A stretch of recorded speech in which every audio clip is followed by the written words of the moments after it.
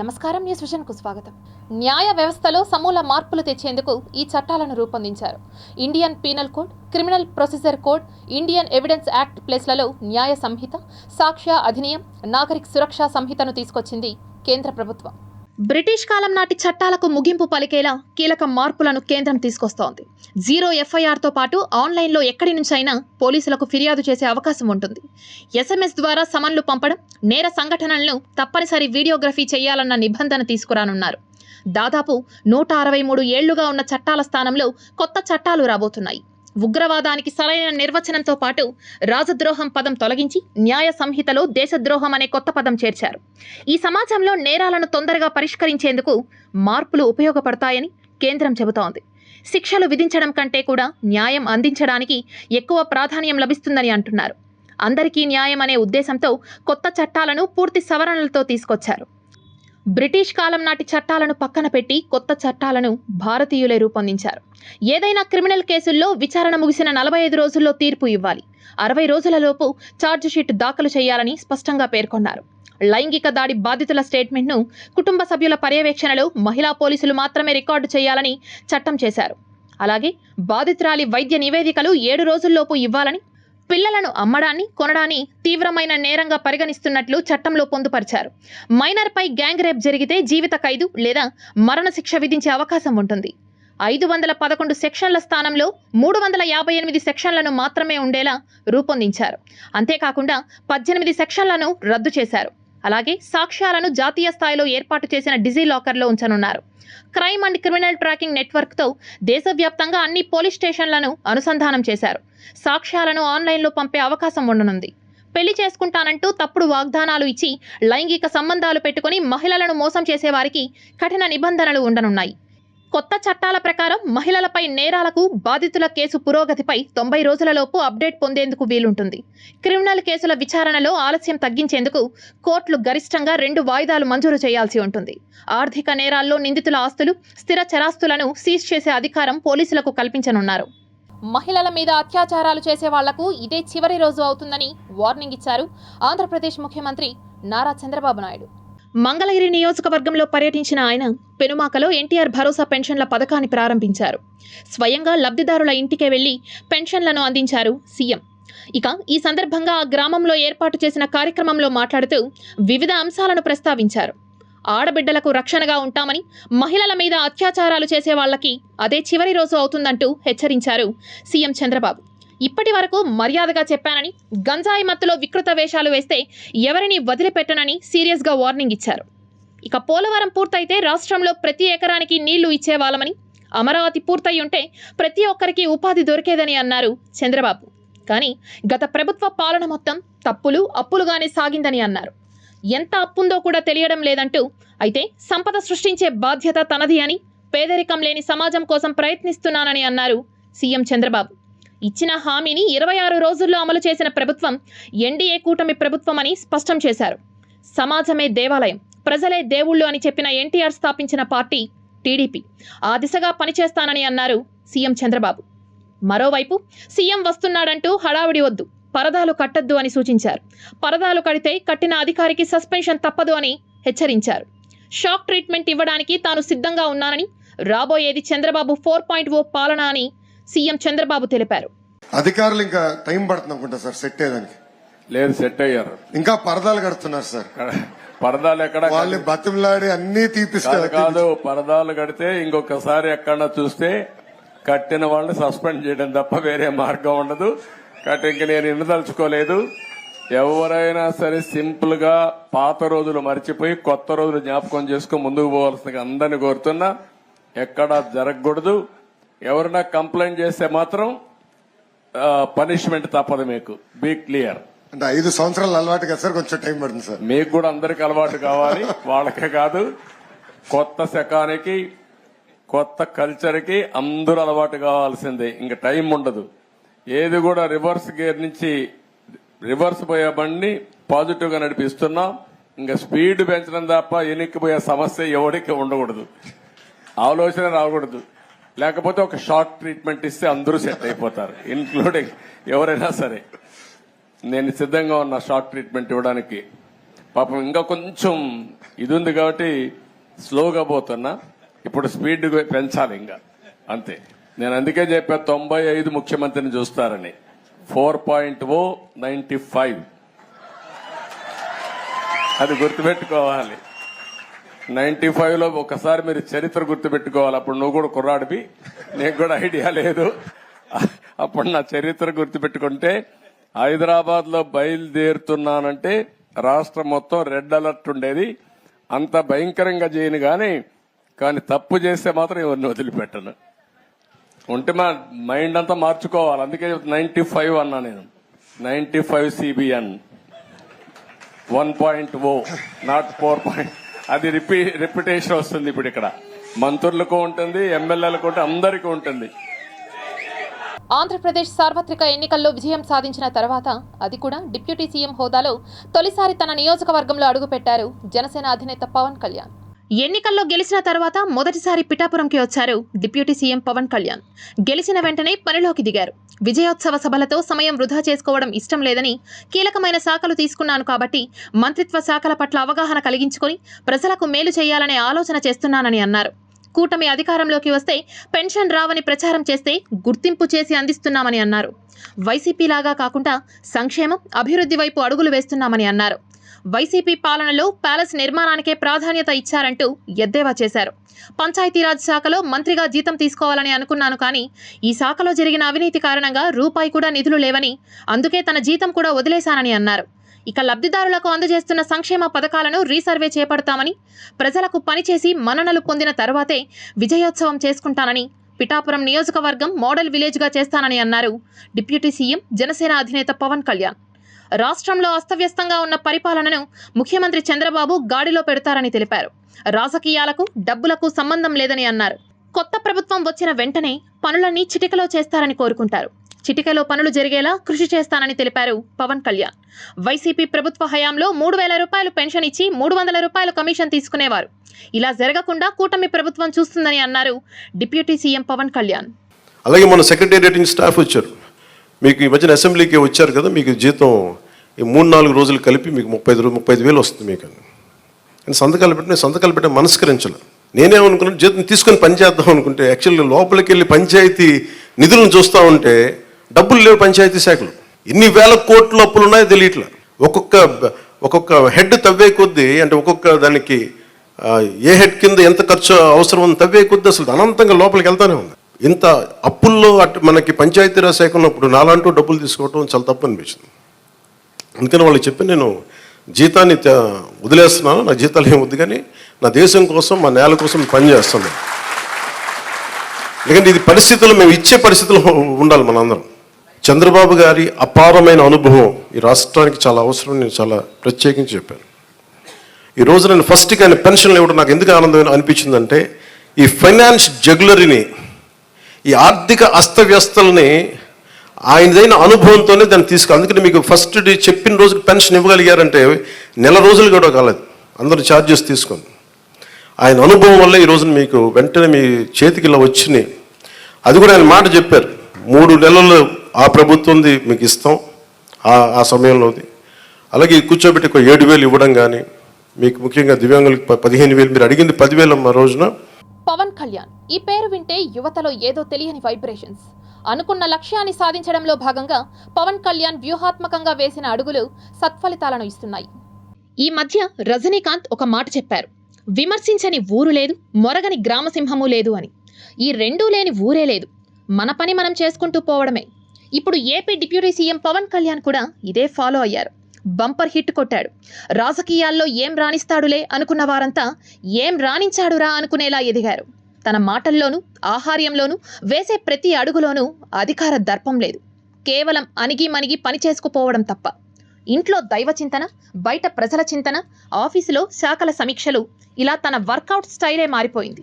ఆవేశం అస్సలు కనిపించడం లేదు. ఆలోచనతో కనిపిస్తున్న అడుగులు తప్ప. భవిష్యత్తు ప్రణాళికలను చాలా వ్యూహాత్మకంగా రచిస్తున్నారు. ఏపీ సీఎం చంద్రబాబు ఢిల్లీ పర్యటన ఖరారైంది. జూలై 4న ఢిల్లీకి వెళ్లనున్నారు. ప్రధాని మోడీతో పాటు ఆర్థిక మంత్రి నిర్మలా సీతారామన్తో భేటీ కానున్నారు. విభజన హామీలతో పాటు ఆర్థిక అంశాలపై చర్చించనున్నట్లుగా తెలుస్తోంది. కేంద్ర బడ్జెట్ దృష్ట్యా రాష్ట్రానికి సంబంధించిన ప్రతిపాదనలపై కూడా సుదీర్ఘంగా చర్చించేందుకు వెళ్లనున్నట్లుగా సమాచారం. కేంద్రం ఆమోదించే బడ్జెట్లో ఏపీకి నిధులు గతం కంటే అధికంగా కేటాయించాలని విజ్ఞప్తి చేసేందుకు వెళ్లనున్నట్లుగా తెలుస్తోంది. విభజన హామీలను సత్వరం అమలయ్యేలా చర్యలు తీసుకోవాలని ప్రధాని మోడీని కేంద్ర మంత్రులను కోరనున్నారు. దీంతో పాటు పెండింగ్ బకాయిలు, రావాల్సిన నిధుల విషయంలో కూడా కేంద్ర పెద్దలను ఒప్పించేందుకు భేటీ కానున్నారు. ఈ భేటీ తరువాత కేంద్ర బడ్జెట్ ప్రతిపాదనలపై ఒక స్పష్టత వస్తే రాష్ట్ర బడ్జెట్పై ముందుకు వెళ్లాలనే ఆలోచనల్లో సీఎం చంద్రబాబు ఉన్నట్లుగా తెలుస్తోంది. మోదీ ప్రమాణ స్వీకారం తరువాత రాష్ట్ర ప్రయోజనాలకు సంబంధించిన అంశాలపై చర్చించేందుకు సీఎం చంద్రబాబు తొలిసారి ఢిల్లీకి వెళ్లనున్నారు. దీంతో ఆయన టూర్పై అటు రాజకీయ వర్గాల్లో ఇటు ఏపీ ప్రజల్లో కూడా తీవ్ర ఆసక్తి నెలకొంది. ఏపీకి ప్రయోజనాల దృష్ట్యా ఎలాంటి ప్రకటన వెలువడనుంది, ఎన్ని నిధులు వస్తాయి అన్న చర్చ ఇప్పటి నుంచే మొదలైంది. ఇదిలా ఉంటే జూన్ 29న ఎన్డీఏ కూటమిలో భాగస్వామ్యమైన బీహార్ సీఎం నితీష్ కుమార్ తమ రాష్ట్రానికి ప్రత్యేక హోదా ఇవ్వాలని డిమాండ్ చేశారు. దీంతో ప్రత్యేక హోదా అంశం మరోసారి తెరపైకి వచ్చింది. అదేవిధంగా ఏపీ సీఎం ఢిల్లీ పర్యటన చేపట్టనున్న తరుణంలో ఆంధ్రప్రదేశ్కు కూడా ప్రత్యేక హోదా ఇచ్చే అంశంపై చర్చిస్తారా అన్న కోణంలో కూడా ఒక వర్గం నుంచి చర్చ జరుగుతోంది. ఏది ఏమైనా చంద్రబాబు సీఎంగా బాధ్యతలు చేపట్టిన తరువాత తొలి ఢిల్లీ పర్యటనపై తీవ్ర ఆసక్తి అయితే నెలకొంది. ఎన్నికల ముందు ఇచ్చిన హామీల మేరకు రాష్ట్ర ముఖ్యమంత్రి చంద్రబాబు నాయుడు 4,000 రూపాయల పెన్షన్తో పాటు అదనంగా మరో 3,000 రూపాయలు కలిపి 7,000 రూపాయలను ప్రతి అవ్వాతాతలకు అందేలా శ్రీకారం చుట్టారు. ఈ కార్యక్రమాన్ని తిరుపతి జనసేన ఎమ్మెల్యే ఆరణి శ్రీనివాసులు లబ్ధిదారులకు అందజేశారు. తిరుపతి 35వ డివిజన్ భవానీనగర్లో వికలాంగులు, వితంతువులు, వృద్ధులు, కిడ్నీ పేషెంట్లకు ఇచ్చిన హామీ మేరకు 7,000 రూపాయల పెన్షన్ను తిరుపతి శాసనసభ్యులు ఆరణి శ్రీనివాసులు, తిరుపతి నగరపాలక సంస్థ మేయర్ డాక్టర్ శిరీష, నగరపాలక సంస్థ కమిషనర్ అదితి సింగ్, పలువురు పార్టీ నాయకులు విచ్చేసి ప్రజలకు అందజేశారు. ఈ యొక్క మంచి కార్యక్రమం ప్రతి అవ్వకు, ప్రతి తాతకు, ప్రతి ఒక్కరికి కూడా ఒక పండుగ రోజు ఈరోజు. అదేవిధంగా కూడా ఈరోజు 28 రకాలలో చెందిన రకరకాలైన వయోవృద్ధులు, వికలాంగులు, మిగతా డయాలసిస్ చేసుకునేవాళ్ళు, వ్యవసాయానికి కూలికి పోనేవాళ్ళు, వీళ్ళందరికీ కూడా కలిపి 28 రకాలతో ఈరోజు మన ముఖ్యమంత్రి చంద్రబాబు నాయుడు గారు, అదేవిధంగా జనసేన అధ్యక్షులు పవన్ కళ్యాణ్ గారు, మోదీజీ గారు, కూటమి ప్రభుత్వం ఈరోజు ఇచ్చిన మాట ప్రకారం ప్రతి ఒక్కరికి చెల్లిస్తూ ఉంది. దీంట్లో ముఖ్యంగా కూడా తిరుపతి అన్ని సచివాలయాల్లో 102 సచివాలయాల్లో కూడా ఈరోజు ప్రతి ఒక్కరికి అధికారుల ద్వారా జనసేన, తెలుగుదేశం, బీజేపీ నాయకులు గ్రామ స్థాయి నుంచి బూత్ స్థాయి నుంచి ఎమ్మెల్యే వరకు అందరూ నాయకులు కూడా కలిపి ఈరోజు ప్రతి ఒక్కరికి అన్ని డివిజన్లలో కూడా రాష్ట్ర వ్యాప్తంగా ఈ యొక్క పెన్షన్ కార్యక్రమం ఒక పండుగ వాతావరణంతో మొదలైంది. అది కూడా ఉదయం తెల్లవారి 6 గంటలకే పెన్షన్ పంపిణీ కార్యక్రమంలో పాల్గొనడం జరిగింది. నిజంగా చాలా సంతృప్తినిచ్చే ఈ కార్యక్రమము. ఎందుకంటే మనందరికీ తెలుసు, ప్రభుత్వం పెన్షన్స్ ఎవరికి ఇవ్వాలని ప్రవేశపెడతారు అంటే ఎవరైతే వాళ్ళ ఆర్థికంగా సంపాదించలేని స్థితిలో ఉంటారో, అంటే వయసు రీత్యా కానీ లేదా వాళ్లకు డిజబిలిటీస్ రావడం కానీ, వికలాంగులైనప్పుడు కానీ, లేకపోతే దీర్ఘకాలిక వ్యాధులతో మంచం మీద పడినప్పుడు, ఇట్లా రకరకాల కారణాలతో, అంటే ఇప్పుడు విడోస్, వితంతువులు కానీ ఆర్థికంగా ఖచ్చితంగా ప్రభుత్వం సహాయం చేస్తే వాళ్ళకి ఎంతో కొంత వాళ్ళ ఆత్మగౌరవంతో జీవిస్తారనే ఒక ముఖ్య ఉద్దేశంతో పెన్షన్ పథకం గవర్నమెంట్ అనేది ఇంప్లిమెంట్ చేస్తూ ఉంది. తిరుపతి నియోజకవర్గ తెలుగుదేశం పార్టీ ఇన్ఛార్జ్ మన్నూరు సుగుణమ్మ ఆధ్వర్యంలో తిరుపతి పట్టణంలో వివిధ సచివాలయాల పరిధిలో ఇంటింటికి వెళ్లి పెన్షన్లను అందజేసి స్వీట్లు తినిపించి చంద్రబాబు నాయుడుకు కృతజ్ఞతలు తెలిపారు. ఎన్టీఆర్ భరోసా పెన్షన్ల పంపిణీ కార్యక్రమంలో భాగంగా పలు వార్డులలో తిరుపతి నియోజకవర్గం టీడీపీ, జనసేన, బీజేపీ నాయకులు పాల్గొని ఇంటింటా పెన్షన్ల పంపిణీ కార్యక్రమాన్ని ప్రారంభించారు. ఈ సందర్భంగా మాజీ శాసనసభ్యురాలు సుగుణమ్మ, దంపూరు భాస్కర్, ఊట్ల సురేంద్రనాయుడు మీడియాతో మాట్లాడుతూ ఎన్నికల ప్రచార సమయంలో కూటమి మేనిఫెస్టోలో ఇచ్చిన విధంగా ఆంధ్రప్రదేశ్లో సామాజిక భద్రతా పెన్షన్లను అర్హులైన వారందరికీ అందజేశామని, మాజీ ముఖ్యమంత్రి దివంగత ఎన్టీఆర్ హయాంలో నెలకు 35 రూపాయల చొప్పున అందించగా చంద్రబాబు నాయుడు ముఖ్యమంత్రి కాగానే దానిని 75 రూపాయలకు పెంచి 2014లో 2,000 రూపాయలుగా ఇప్పుడు 4,000 రూపాయలకు పెంచిన ఘనత రాష్ట్ర ముఖ్యమంత్రి చంద్రబాబు నాయుడుకే దక్కిందని, చంద్రబాబు నాయుడు ఇంకా మరెన్నో సంక్షేమ పథకాలతో రాష్ట్రాన్ని అభివృద్ధి పదంలో నడిపించబోతున్నారని హర్షం వ్యక్తం చేశారు. ప్రతి ఒక్కరికి కూడా ఎవరైతే పింఛన్దారులు ఉన్నారో, వికలాంగులైతేనేమి, వితంతువులైతేనేమి, అదేవిధంగా మరి సీనియర్ సిటిజన్స్ అయితేనేమి, అందరూ కూడా ఈ రోజున 7,000 రూపాయల పెన్షన్ తీసుకుంటూ చాలా సంతోషకరంగా, చంద్రబాబు నాయుడు లాంటి నాయకుడు లేరు, చంద్రబాబు నాయుడే ఈ రాష్ట్రానికి శాశ్వత ముఖ్యమంత్రిగా కావాలి అని కూడా కోరుకుంటున్నామని చెప్పడం చాలా సంతోషదాయకం. మరి ఈ ఎన్టీఆర్ భరోసానే కాదు, మేనిఫెస్టోలో ఇచ్చినటువంటి అన్ని పథకాలు కూడా అంచెలంచెలుగా రేపు ఉచిత బస్సు ప్రయాణం మహిళలకు కానివ్వండి, 18,000 ఆడబిడ్డలకు కానివ్వండి, బిడ్డలకి 15,000 రూపాయలు ప్రతి బిడ్డకి, ఎంతమంది బిడ్డలు ఉంటే అంతమంది బిడ్డలకి ఇవ్వడం కానివ్వండి, 3 గ్యాస్ సిలిండర్లు ఇవ్వడం కానివ్వండి, అన్నీ కూడా అంచెలంచెలుగా. నేను ప్రభుత్వం ఏర్పాటు చేసిన మొట్టమొదటి నెలలోనే మీ అందరికీ ఇస్తానని చెప్పిన మాట ప్రకారం నిలబెట్టుకొని ఈరోజు ఆంధ్ర రాష్ట్రం మొత్తం కూడా పండగ వాతావరణంలో ప్రజలందరూ కూడా పండగ చేసుకుంటూ ఉన్నారు. ఒకసారి మనం ఆలోచన చేస్తే గత ముఖ్యమంత్రికి ఇప్పటి చంద్రబాబు నాయుడు గారికి పోల్చి చూసుకుంటే జగన్మోహన్ రెడ్డి గారు ముఖ్యమంత్రిగా ఉన్నప్పుడు ప్రజల్లో లేరు. అదేవిధంగా పరదాలు కట్టుకొని ప్రయాణం చేస్తున్నటువంటి అప్పటి ముఖ్యమంత్రి ఈరోజు చంద్రబాబు నాయుడు గారు ప్రజల్లోనే ఉంటూ ఈరోజు పొద్దున్నే 5:30 గంటలకే అక్కడ కాన్స్టిట్యూషన్లో వాళ్ళకి ఇంటికి వెళ్ళి పింఛన్ ఇచ్చిన ఘనత చంద్రబాబు నాయుడు గారిది. ఈరోజు తిరుపతి మహారాణం అంతా కూడా పంచుతున్నాము, అంతా ప్రజలంతా సంతోషపడుతున్నారు. ముఖ్యమంత్రిని మేము ఎట్లయితే వదులుకున్నాము గతంలో, ఈరోజు శాశ్వత ముఖ్యమంత్రిగా చంద్రబాబు నాయుడు ఉండాలని అక్కజలు కోరుకుంటున్నారు. ఇలాంటి ముఖ్యమంత్రి మళ్ళీ రావడానికి కూడా సంతోషపడుతున్నారు. ఇలాంటి కార్యక్రమం మేము కూడా పాల్గొని అందరికి కూడా ఎవరైతే పెన్షన్ కూడా పెన్షన్లు ఇచ్చిపోతున్నాము, అదేవిధంగా క్రమం తప్పకుండా ఓటు తేదీ అందరికి కూడా ప్రభుత్వం తరపున పెన్షన్లు ఇచ్చే కార్యక్రమం చేపట్టబోతున్నాం.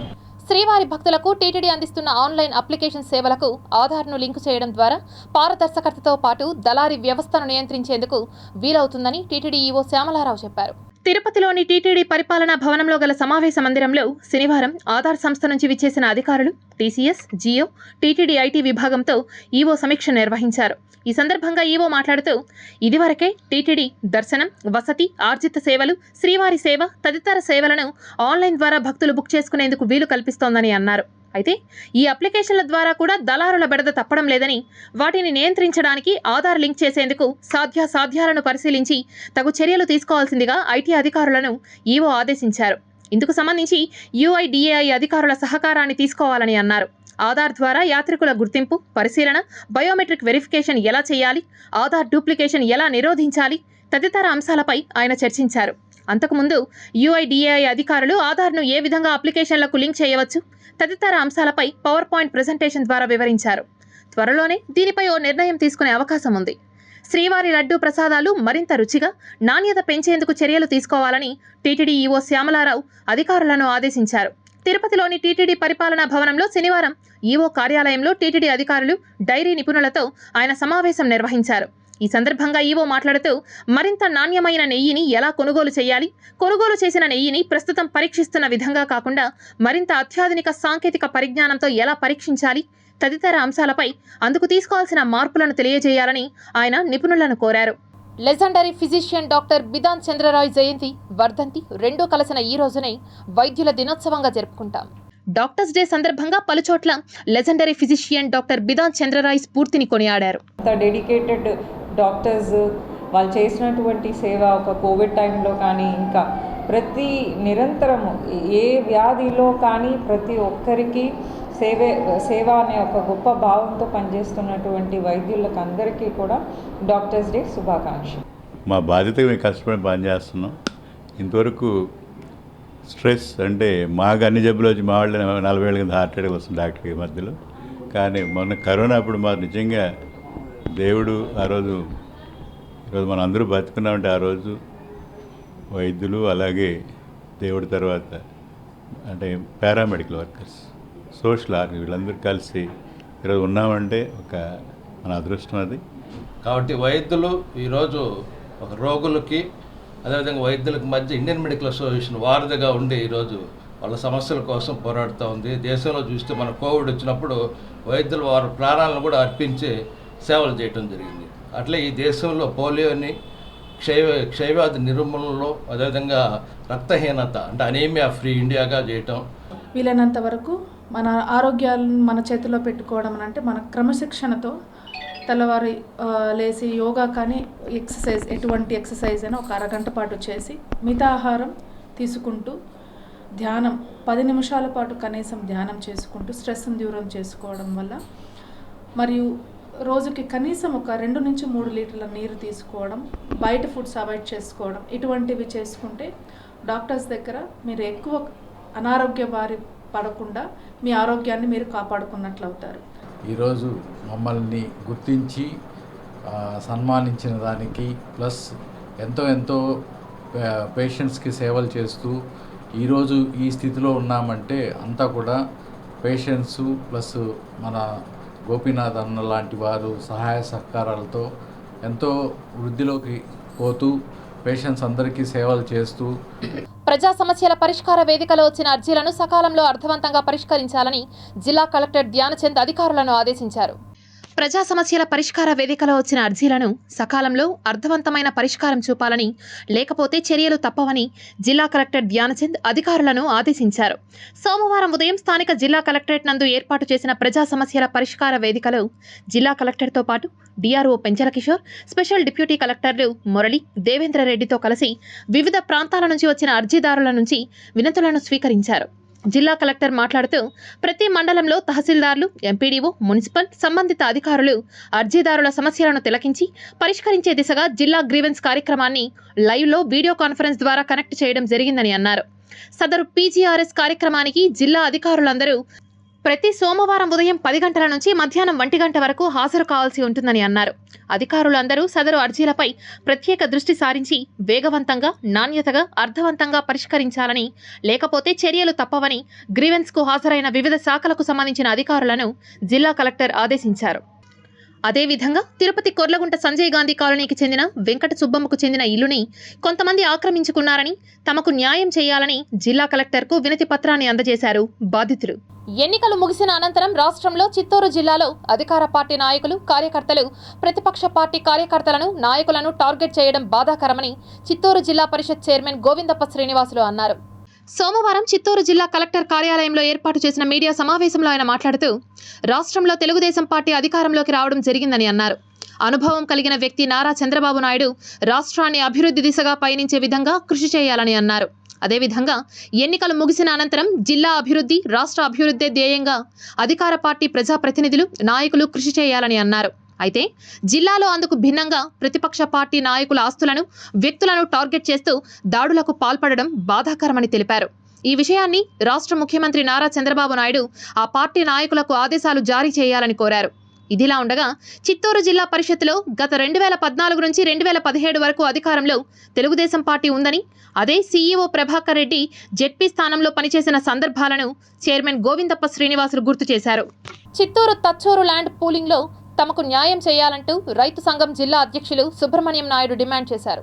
ప్రజా పరిష్కార వేదికలో కలెక్టర్ను కలిసి వినతి పత్రాన్ని సమర్పించారు. అనంతరం మీడియాతో మాట్లాడుతూ యాదమరి, వీకోట, గుడిపాల రైతుల భూములను రోడ్డు విస్తరణలో భాగంగా ప్రభుత్వం తీసుకుందని అన్నారు. కానీ ఒక్క మామిడి చెట్టుకు చిత్తూరులో 4,000 రూపాయలు చెల్లించగా తమిళనాడులో 54,000 రూపాయలు, కర్ణాటకలో 45,000 రూపాయలు చెల్లించారని అన్నారు.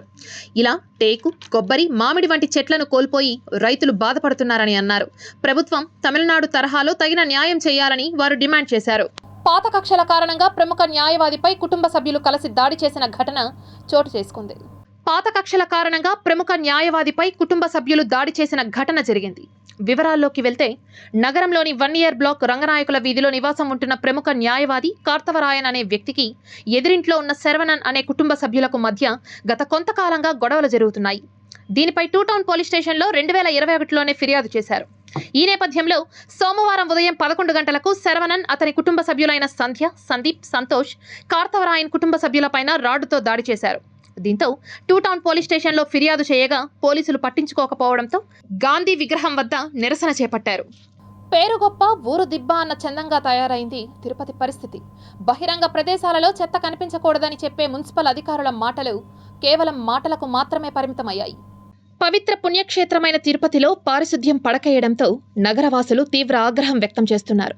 స్మార్ట్ సిటీని అత్యంత సుందరంగా తీర్చిదిద్దుతామని చెప్పే అధికారులు, నాయకులు కేవలం మాటలకే పరిమితమయ్యారు. తిరుపతి 44వ డివిజన్ ధోబీఘాట్ సమీపంలో చెత్త గుట్టలు గుట్టలుగా పేరుకుపోవడంతో అటు నుంచి వెళ్లేటటువంటి వాహనదారులు, స్కూల్ పిల్లలు, మహిళలు ముక్కు మూసుకొని వెళ్లాల్సిన దుస్థితి ఏర్పడింది. చెత్తను ఎప్పటికప్పుడు తొలగించకపోవడంతో గుట్టలుగా పేరుకుపోయిన వ్యర్థాలతో స్థానికులు, కాలనీవాసులు, మున్సిపల్ అధికారులు, స్థానిక నాయకుల పనితీరుపై తీవ్ర ఆగ్రహం వ్యక్తం చేస్తున్నారు. గతంలో చెత్తను తడి చెత్త, పొడి చెత్తలాగా వేరు చేసి ఇంటి వద్దకు వచ్చే వాహనాల్లో వేయాలని సూచించిన అధికారులు ఇప్పుడు వాటిపై సరైన అవగాహన కల్పించకపోవడంతో ఆధ్యాత్మిక క్షేత్రం కాస్త అపరిశుభ్ర తిరుపతిగా మారుతోందని, తిరుపతి స్మార్ట్ సిటీని డస్ట్ సిటీగా మారుస్తున్నారని స్థానికులు అధికారుల తీరుపై మండిపడుతున్నారు. టర్కీలోని పశ్చిమ నగరమైన ఇజ్మీర్లోని రెస్టారెంట్లో ఆదివారం జరిగిన ట్యాంకు పేలుళ్లో 5 మరణించారు, మరో 63 మంది గాయపడ్డారు. ఈ ప్రమాద దృశ్యాలు రెస్టారెంట్లోని సీసీటీవీ కెమెరాలో రికార్డయ్యాయి. పేలుడు ధాటికి రోడ్డు బాగా దెబ్బతినింది. సమీపంలోని భవనాలు కూడా స్వల్పంగా దెబ్బతిన్నాయి. డజన్ల కొద్ది రెస్క్యూ వర్కర్లను వెంటనే సంఘటనా స్థలానికి పంపినట్లు అంతర్గత మంత్రి అలీ ఎర్లికాయ్ సోషల్ మీడియాలో తెలిపారు. ఇజ్మిర్ గవర్నర్ సులేమాన్ అల్బాన్ క్షతగాత్రులను ఆసుపత్రిలో పరామర్శించారు. గాయపడిన వారిలో 40 మంది చికిత్స అనంతరం డిశ్చార్జ్ అయ్యారని తెలిపారు. ఈ ఘటనకు సంబంధించి ఓ అనుమానితుణ్ణి అధికారులు అదుపులోకి తీసుకున్నారు. 3 నెలల క్రితం టర్కీలోని ఓ నైట్ క్లబ్లో అగ్ని ప్రమాదం జరిగింది. ఇందులో 29 మంది చనిపోయారు. కాగా పలువురి పరిస్థితి విషమంగా ఉండడంతో ఆసుపత్రిలో చేరారు. ప్రమాదం జరిగిన సమయంలో ఈ నైట్ క్లబ్ను మూసేసి పునరుద్ధరణ పనులు చేపడుతున్నారు. మృతి చెందిన వారిలో ఎక్కువ మంది కూలీలు ఉండడం శోచనీయం. ఇస్తాంబుల్లోని నాగరిక నివాస ప్రాంతంలో 16 అంతస్తుల భవనం ఉంది. వీరి నేలమాలిగలో ఈ నైట్ క్లబ్ ఉంది. ఇక్కడ గవర్నర్ దావత్ గుల్ మాట్లాడుతూ ఇది ప్రమాదం, కుట్ర రెండూ కావచ్చని అన్నారు. పోలీసులు అన్ని కోణాల్లో దర్యాప్తు చేస్తున్నారని, 5 కూడా అరెస్టు చేశారని తెలిపారు. తిరుపతి మున్సిపల్ కార్పొరేషన్ కార్యాలయంలో సోమవారం ఉదయం 10 గంటల నుంచి మధ్యాహ్నం 1 గంట వరకు ప్రజా సమస్యల పరిష్కార వ్యవస్థ పేరుతో అధికారులు ప్రజల నుంచి వినతులను స్వీకరించారు. జూలై 1వ తేదీ సామాజిక భద్రతా పెన్షన్ల పంపిణీ కారణంగా కమిషనర్ అదితి సింగ్ ఎమ్మెల్యేతో కలిసి పెన్షన్ల పంపిణీలో పాల్గొన్నారు. ఈ నేపథ్యంలో కమిషనర్ అదితి సింగ్ గ్రీవెన్స్ సెల్కు హాజరు కాలేకపోయారు. దీంతో corporation additional commissioner Charan Tej Reddy ప్రజల నుంచి అర్జీలను స్వీకరించారు. రోడ్లపై మురుగునీరు ప్రవహిస్తుండడం, త్రాగునీటి సమస్య, వీధి లైట్లు, పెండింగ్లో ఉన్న వాలంటీర్ల జీతాల వంటి సమస్యలను అడిషనల్ కమిషనర్ చరణ్ తేజ్ రెడ్డి దృష్టికి తీసుకువెళ్లగా ఆయన సానుకూలంగా స్పందిస్తూ సత్వరమే పరిష్కరిస్తామని హామీ ఇచ్చారు. నేను మా ఇంటి దగ్గర వాటర్ పోవడం లేదు, మా వీధిలో అంతా డ్రైనేజ్లో వాటర్ అంతా వచ్చేస్తూ ఉంది. దీని గురించి సార్ గారికి అర్జీ ఇచ్చాను, అడిషనల్ కమిషనర్ సార్ గారికి. సార్ ఈరోజు క్లియర్ చేపిస్తామని చెప్పినారు సార్. నేను 26/2 నెహ్రూ స్ట్రీట్లో వాలంటరీగా వర్క్ చేస్తున్నాను. నాది 3 months నుంచి శాలరీ పడకపోవడంతో నేను ఎఫ్ సెక్షన్కి అడిగాను. అడ్మిన్ని అడిగితే ఇద్దరు మాదేదో మిస్టేక్ ఉంది ఐడిలో అన్నారు. సరే అని ఇక్కడికి వస్తే ఐడి ఏమో బ్లాక్ అయిపోయింది, ఇంకా గవర్నమెంట్ ఏదన్నా ఆర్డర్స్ చేస్తేనే మేము చేస్తామని చెప్పారు. సరే అని స్పందనకు వస్తే సార్ అసిస్టెంట్ కమిషనర్ సార్ చెప్పారు, సరే చూస్తామమ్మా అని. శ్రీకాళహస్తీశ్వర స్వామివారి దేవస్థానానికి నూతన ఈవో ఎన్వీఎస్ఎన్ మూర్తి దేవస్థానానికి విచ్చేసి ఆలయ ఈవో అధికారిగా బాధ్యతలు చేపట్టారు. శ్రీ మేధా గురు దక్షిణామూర్తి స్వామి సన్నిధానం వద్ద ఆలయ డీఈఓ ఏకాంబరం నూతన ఈవో ఎన్వీఎస్ఎస్ మూర్తిని శేషవస్త్రంతో సత్కరించి శ్రీ జ్ఞాన ప్రసూనాంబికా సమేత శ్రీకాళహస్తీశ్వర స్వామివారి తీర్థ ప్రసాదాలను అందజేశారు. వేద పండితులు వేద మంత్రాలతో ప్రత్యేకంగా ఆశీర్వదించారు. ఈ కార్యక్రమంలో దేవస్థానం DEO Ekambaram, assistant commissioner Mallikarjun Prasad, AEO Satish Malli, temple superintendent, CSO, temple inspector, ఆలయ అధికారులు తదితరులు పాల్గొన్నారు. నీట్ ఎన్టీఏకు వ్యతిరేకంగా జూలై 4న జరిగే KG2 PG వరకు చేపడుతున్న విద్యాసంస్థల బంద్ను ప్రజలు జయప్రదం చేయాలని విద్యార్థి ఐక్యవేదిక సంఘం నాయకులు పిలుపునిచ్చారు. తిరుపతి యశోదానగర్లోని వేమన విజ్ఞాన కేంద్రంలో విద్యార్థి ఐక్యవేదిక సంఘం ఆధ్వర్యంలో SFI, AISF, PDSU, PDSO, AISA, NSUI విద్యార్థి సంఘం నాయకులు విలేకరుల సమావేశాన్ని నిర్వహించారు. నీట్ పరీక్షను రద్దు చేయాలని కోరుతూ దేశవ్యాప్తంగా జూలై 4వ తేదీన జరిగే విద్యాసంస్థల బంద్ని జయప్రదం చేయాలని కోరారు. ఈ పరీక్ష ఫలితాలపై సిట్టింగ్ జరుగుతూ విచారణ జరిపించాలి. అదేవిధంగా ఈ పరీక్ష ఫలితాలు ఎవరు రిలీజ్ చేసినా తెలిసినప్పటికి కూడా ఎక్కడ కూడా పార్లమెంట్లో తీర్మానం చేయకుండా నరేంద్ర మోడీ పైపైన చూపులో చూస్తూ ఉన్నాడు. ఈ పరీక్ష ఫలితాల లీకేజీకి కారణమైనటువంటి విద్యాశాఖ మంత్రిని రాజీనామా చేయాలి. అదేవిధంగా నరేంద్ర మోడీ నేను యుద్ధాలు ఆపుతాను, ఉన్నత విద్యకు పాఠశాల విద్యకు న్యాయం చేస్తానని చెప్పినటువంటి నరేంద్ర మోడీ ఎక్కడ కూడా యుద్ధాలు ఆపలేదు. అదేవిధంగా విద్యార్థులకు న్యాయం చేయలేదు. ఎంతోమంది పేద పేద బడు బలహీన వర్గాల విద్యార్థులు చదువుకొని కష్టపడి నీట్ ఎగ్జామ్ రాసి నెట్ ఎగ్జామ్ రాస్తే ఎక్కడ కూడా విద్యార్థుల న్యాయం జరగలేదు. విద్యార్థి న్యాయం జరిగేంత వరకు విద్యార్థి సంఘాలుగా పోరాడతామని తెలియజేస్తున్నాం. ఎన్నో రకాలుగా జరుగుతుంది. అదేవిధంగా ఈరోజు మనం చూసుకున్నట్లయితే నీట్ ప్రశ్నాపత్రాలు లీక్ అయ్యి సుమారు 1.5 నెల గడువు అవుతున్నా కూడా ఇంతటి వరకు కూడా కేంద్ర ప్రభుత్వం ఎక్కడా కూడా పట్టించుకున్న పాపాన పోలేదు. అది మా ఏఐఎస్ఎఫ్గా ఐక్య విద్యార్థి సంఘాల డిమాండ్ ఏమంటే ఈ నీట్ ప్రశ్నాపత్రంపై సిట్టింగ్ జడ్జితో విచారణ జరిపించాలి. అదేవిధంగా ఇక్కడ ఏదైతే ఎన్టీఏ ఉందో దాన్ని నేషనల్ టెస్ట్ ఏజెన్సీని రద్దు చేయాలని చెప్పేసి కేంద్ర విద్యాశాఖ మంత్రి రాజీనామా చేయాలని చెప్పేసి ఐక్య విద్యార్థి సంఘాల ఆధ్వర్యంలో మేము ఇవాళ డిమాండ్ చేస్తున్నాం. అదేవిధంగా తిరుపతి నగరంలో ఉన్నటువంటి స్కూల్స్ కావచ్చు, కాలేజెస్ కావచ్చు, జూలై 4వ తేదీన ప్రతి ఒక్క స్కూలు, ప్రతి ఒక్క కాలేజ్ కూడా ఈ బంద్కు సహకరించాలని చెప్పేసి విద్యార్థి సంఘాల తరఫున తెలియజేస్తున్నాం. ఇక సిటీ ఎక్స్ప్రెస్ వార్తలు చూద్దాం. ఎంఆర్పల్లి మాజీ సర్పంచ్ మమత ఆధ్వర్యంలో సోమవారం సీఎం చంద్రబాబు చిత్రపటానికి స్థానిక టీడీపీ నాయకులు, పెన్షన్ లబ్ధిదారులు పాలాభిషేకం నిర్వహించి అర్హులైన వారికి 4,000 రూపాయలు పెన్షన్ మరియు ఏప్రిల్, మే, జూన్ నెలలకు సంబంధించి 3,000 రూపాయలు మొత్తం కలిపి 7,000 రూపాయలను అర్హులైన వారికి అందజేశారు. ఎన్నికలకు ముందు ఇచ్చిన మాట ప్రకారం పెన్షన్లు పెంచడంపై రాష్ట్ర వ్యాప్తంగా ప్రజలు నారా చంద్రబాబు నాయుడికి కృతజ్ఞతలు తెలియజేశారని ఆమె పేర్కొన్నారు. టీడీపీ నాయకులు పాటకం వెంకటేష్ ఆధ్వర్యంలో సోమవారం ఉదయం సచివాలయ సిబ్బంది తిరుపతి కార్పొరేషన్ పరిధిలోని 14, 15 డివిజన్లలో లబ్ధిదారులకు ఎన్టీఆర్ భరోసా పెన్షన్లను పంపిణీ చేశారు. ఎన్నికలకు ముందు ఇచ్చిన మాట ప్రకారం జూలైలో 7,000 రూపాయల పెన్షన్లు ఇవ్వడంపై ప్రజలు సీఎం నారా చంద్రబాబు నాయుడికి కృతజ్ఞతలు తెలియజేశారని వెంకటేష్ ఓ ప్రకటనలో తెలిపారు. టీడీపీ నాయకులు శ్రీధర్ వర్మ ఆధ్వర్యంలో సోమవారం ఉదయం సచివాలయ సిబ్బంది తిరుపతి కార్పొరేషన్ పరిధిలోని 15వ డివిజన్లో లబ్ధిదారులకు ఎన్టీఆర్ భరోసా పెన్షన్లను పంపిణీ చేశారు. ఎన్నికలకు ముందు ఇచ్చిన మాట ప్రకారం 7,000 రూపాయల పెన్షన్లు ఇవ్వడంపై ప్రజలు సీఎం నారా చంద్రబాబు నాయుడికి కృతజ్ఞతలు తెలియజేశారు. Tirupati gold jewellery and silver merchants association సమాచారం మేరకు తిరుపతి లోకల్ బులియన్ మార్కెట్లో బంగారం, వెండి ధరలు ఇలా ఉంటాయి. 24 క్యారెట్ల అపరంజి బంగారం 10 గ్రాముల ధర 73,920 రూపాయలు. 22 క్యారెట్ల బంగారం 1 గ్రాము ధర 6,638 రూపాయలు. వెండి 1 కేజీ ధర 90,300 రూపాయలు. రీటైల్ వెండి 1 గ్రాము ధర 92 రూపాయల 30 పైసలుగా ఉంటుంది. ఈ వార్తలు ఇంతటితో సమాప్తం. సమగ్ర సమాచారంతో న్యూస్ విషయంలో మళ్ళీ కలుద్దాం. అంతవరకు సెలవు. నమస్కారం.